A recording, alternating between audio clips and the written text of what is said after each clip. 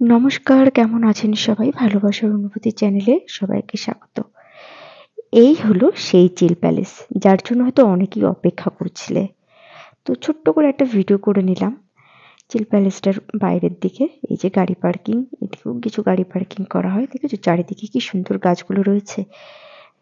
এইবার আমরা আস্তে আস্তে ভেতরে ঢুকে গেলাম। ভেতরে ঢুকেই মনে হলো কোথায় চলে এলাম।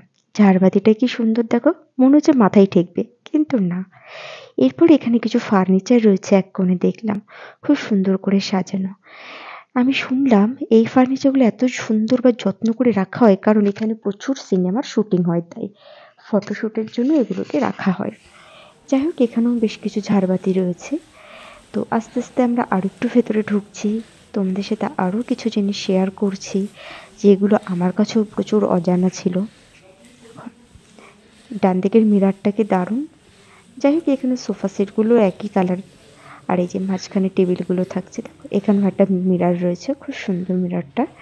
তো এটাই যেন বেশি পছন্দ হলো, যার জন্য ভালো করে ভিডিও